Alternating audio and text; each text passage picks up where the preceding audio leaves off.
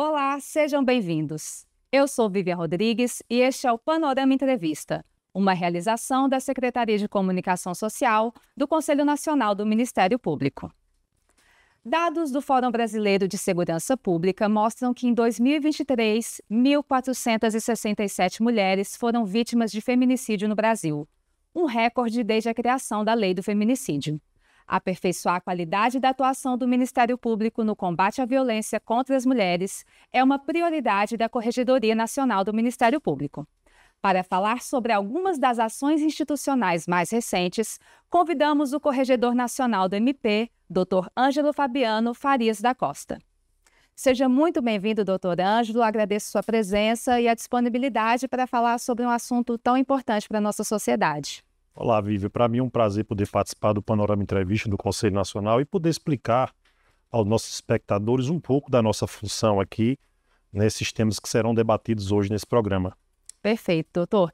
Vamos começar falando como a Corregedoria tem tratado nas correições o tema da violência de gênero e por que este tema foi eleito uma prioridade da sua gestão.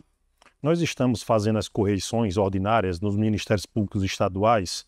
Já fizemos 16 em 16 estados, com foco na promoção de direitos fundamentais. E dentre os focos centrais está o combate à violência doméstica e familiar contra as mulheres.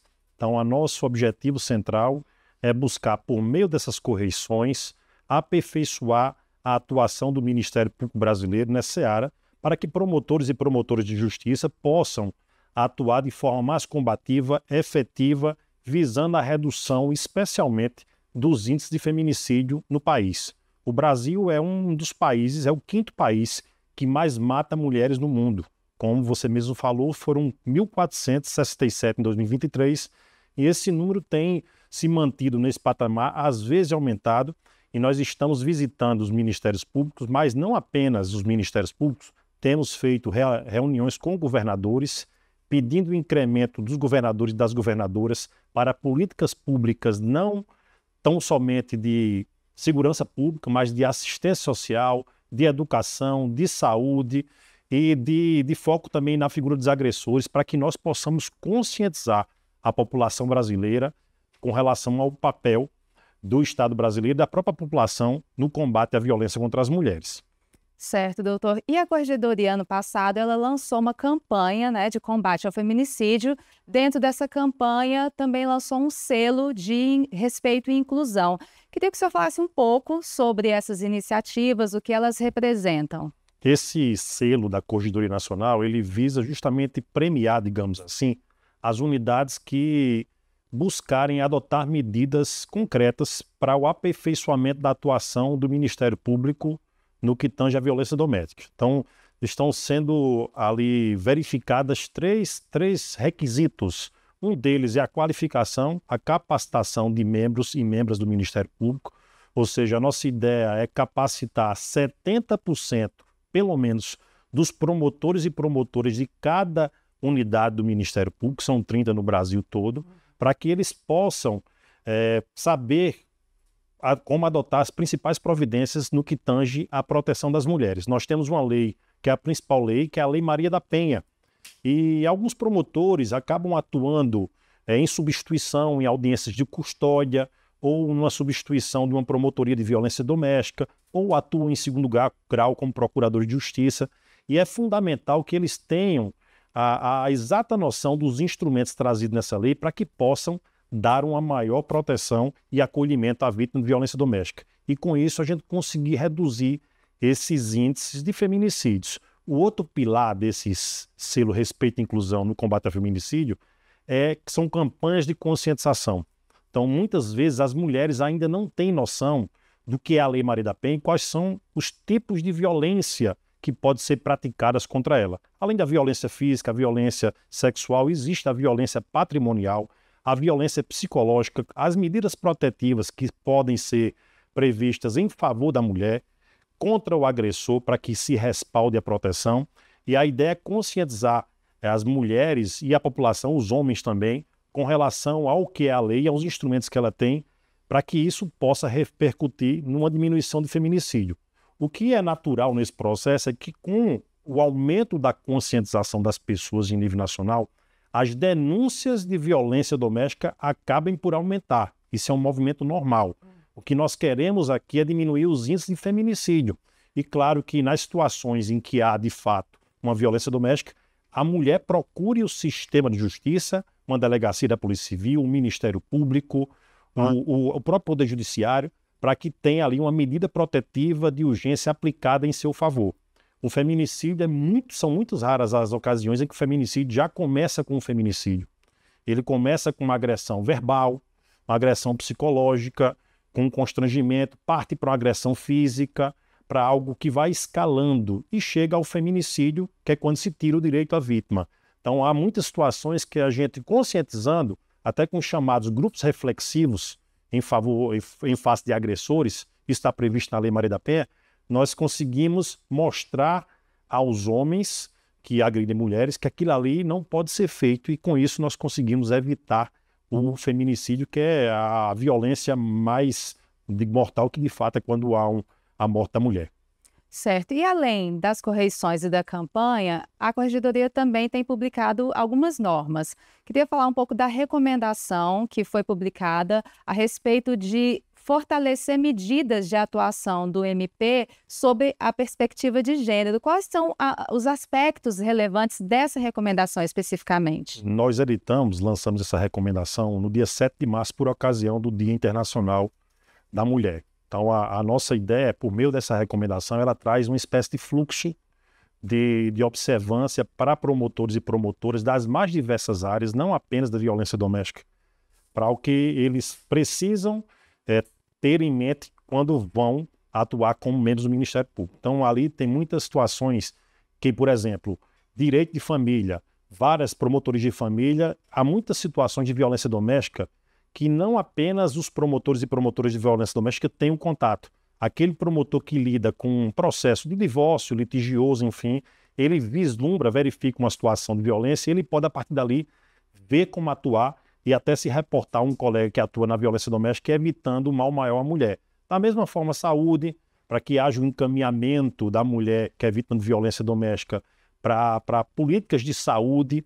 A parte de educação é muito importante também, tanto em favor da mulher como em favor da criança, de um filho da mulher, que é vítima de violência doméstica, porque em muitas situações a mulher ela é vítima porque ela depende economicamente, financeiramente do marido, e ao ter a sua capacitação, ela consegue atingir o mercado de trabalho, ter uma situação de renda, trabalho e renda.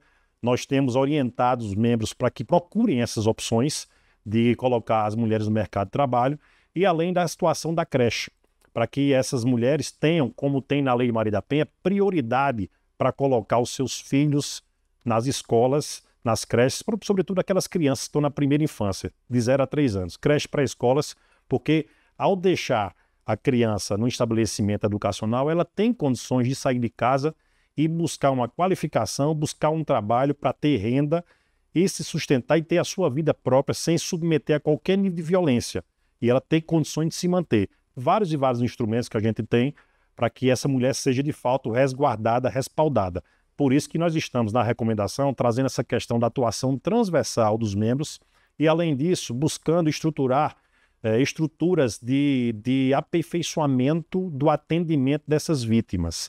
Então, a mulher, no momento que ela chega na delegacia, ela possa ser acolhida da melhor forma possível, que ela não seja revitimizada, que é quando a mulher muitas vezes é ouvida 2, 3, 4 vezes, passa 3, 4, 5 horas num local de atendimento, é ouvida pela Polícia Civil, pela assistência psicossocial, e nós estamos nessas nossas visitas aos estados e correições buscando unificar esse procedimento para que desde o início, ela, quando chega na delegacia ou no Ministério Público, ela tenha um atendimento mais humanizado e que de fato tenha um sistema protetivo que, por exemplo, ele dê segurança para retirar pertences pessoais da sua residência e ela tem um abrigo ou uma situação de acolhimento ali numa habitação para ela passar quando ela tiver que sair da casa, quando não for o contrário, quando o homem tiver que sair. Então são várias e várias nuances que nós temos nessa recomendação, buscando justamente melhorar esse nosso atendimento e a atuação do Ministério Público. E, sobretudo, a importância de que promotores de justiça e promotoras atendam presencialmente, fisicamente, essas mulheres. Perfeito. Outra recomendação mais recente é sobre a automatização do Cadastro Nacional de Violência Doméstica. Queria que o senhor falasse um pouco sobre a necessidade dessa norma, como é esse instrumento, né, o cadastro, quais desafios que ele tem enfrentado para que ele seja realmente efetivo. A Lei Maria da Penha ela trouxe lá como incumbência, atribuição do Ministério Público Brasileiro, o cadastro de casos de violência doméstica. Então foi criado aqui no âmbito do Conselho Nacional do Ministério Público o Cadastro Nacional de Violência Doméstica. E esse cadastro ele precisa ser alimentado de forma cada vez mais atualizada pelas unidades do Ministério Público Brasileiro. E isso não tinha sido feito, não está sendo feito com a regularidade que nos parece adequada, por situações que às vezes demandam a apresentação de soluções tecnológicas. Então, tem estados que alimentam aquilo ali praticamente de forma diária, mas há ministérios públicos que não têm alimentado com a frequência que se requer a lei, para que se dê de fato a visibilização daquilo ali e o Ministério Público possa atuar de uma forma mais universal e mais apropriada para isso. Então, nós editamos essa recomendação para que todas as unidades do Ministério Público possam adotar instrumentos para que isso seja feito de uma forma mais cotidiana, digamos assim. Certo. Bom, aproveitando a presença do senhor aqui, eu queria falar também de um outro tema que é prioridade para a Corregedoria, além da violência de gênero, que é o fomento, né, à educação infantil. O que a Corregedoria tem feito, quais ações estratégicas a Corregedoria tem adotado para poder aumentar esse número de vagas na educação infantil? Nós estamos também como um dos focos centrais a promoção da educação infantil. Isso vai na linha do projeto Primeiros Passos, que é um projeto do presidente Paulo Gonet, presidente do Conselho Nacional do Ministério Público, e um dos focos prioritários desse projeto é o aumento das vagas para crianças em creches e pré-escolas. Ou seja, crianças de 0 a 6 anos que precisam estar na escola para que iniciem sua vida educacional. Existe o Plano Nacional e as metas do Plano Nacional da Educação. E a meta do Plano Nacional da Educação com relação à inclusão de crianças de 0 a 3 anos é ter, até 2025, 50% dessas crianças da primeira infância mesmo, ou seja, aquelas crianças que são muito pequenas, em creches, e crianças de 4 a 6 anos, 5, 6 anos, 100% dessas crianças nas pré-escolas. Então, nós estamos correcionando o Ministério Público em todo o país para verificar como é que tem sido a atuação. Detectamos inúmeras deficiências, muitas atuações também muito exitosas, porém, o Ministério Público precisa aperfeiçoar isso também. Hoje existe uma fila de algo em torno de 632 mil crianças, Vivian, que esperam vagas em creche. É um número muito elevado. E há algo em torno de 5.500 obras paralisadas de creches para escolas. Então, o nosso objetivo nessas correções tem sido justamente determinar aos promotores de justiça que atuem para acabar ou reduzir muito essas filas, para que essas crianças, de fato, tenham acesso à escola. Então, nós temos nos reunido com os prefeitos, os promotores de justiça agora têm a obrigação, em cada estado que nós passamos, de instaurar procedimentos para acompanhar essas filas de crianças para creches, para escolas e também as obras que estão paralisadas e inacabadas. E nessas reuniões que nós fazemos com os prefeitos, nós temos dito aos gestores municipais para que busquem superar as dificuldades e terminar essas obras para que sejam geradas novas vagas nas creches pré-escolas. Então, é um trabalho difícil, é um trabalho que precisa ser articulado, que envolve o Poder Executivo, o Ministério Público, o Poder Judiciário. Nós lançamos também recentemente um projeto de expansão, qualificação e desjudicialização para evitar justamente aquele fura-fila de ações judiciais, que nós vemos que, de fato, há muitas crianças que precisam ainda desse acesso à escola. E a nossa ideia daqui para o ano que vem é conseguir reduzir substancialmente essa fila de crianças aí, para que, de fato, ela tenha acesso aos primeiros anos da vida escolar. Ainda sobre esse tema, mais especificamente, a Corregedoria estabeleceu uma parceria com o Fundo Nacional de Desenvolvimento da Educação. Queria que o senhor falasse um pouco da importância de estabelecer esse tipo de relação com outras instituições que também tratam do tema? Nós firmamos recentemente um protocolo de intenções com o FNDE e é o órgão responsável do governo federal para essa questão relativa ao pacto de retomada de obras da educação básica, seja creches, pré-escolas. Nós estamos nas idas aos ministérios públicos estaduais, contando com a participação de pessoas do FNDE, que tiram dúvidas, respondem questionamentos dos prefeitos, vice-prefeitos e secretários municipais de educação sobre o andamento e a superação de requisitos para a conclusão dessas obras. Então, o que nós queremos, de fato, com essa parceria, é que, fazendo esse elo com o Poder Executivo, por meio do FNDE, no caso do governo federal, nós possamos disponibilizar esses recursos que são ali do governo federal para que conclusão dessas obras de creches e pré-escolas. Então, esse é o objetivo central que nós temos por meio dessa parceria e outras. Nós estamos também fazendo protocolos de intenções com cada um dos ministérios públicos estaduais, com o objetivo central de que esses ministérios públicos priorizem e comecem a estruturar cada vez mais a instituição, seja com promotoria específica, com centros de apoio, com recursos necessários para que o Ministério Público, de fato, priorize a educação infantil. A educação infantil precisa, de fato, ser algo que está em primeiro plano. A Constituição Federal, ela traz lá que a criança e adolescente têm prioridade absoluta. Então, isso tem que estar em primeiro lugar, para que nós possamos, de fato, gerar essas novas vagas aí de creches e pré-escolas para essas 632 mil crianças que esperam.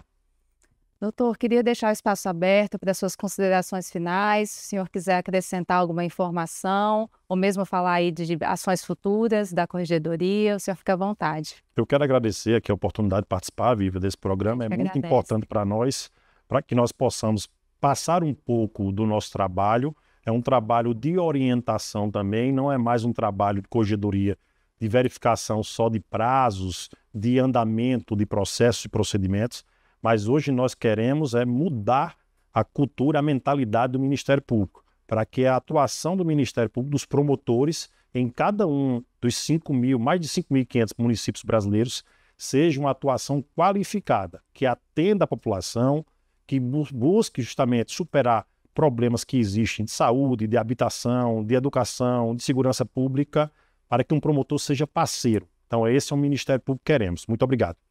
Agradeço novamente as explicações, foi muito esclarecedor. Muito obrigada pela sua presença, doutor. Eu que agradeço. Bom, o Panorama Entrevista fica por aqui. Para assistir esta e as próximas edições do programa, basta acessar os canais do Conselho no YouTube e no Instagram.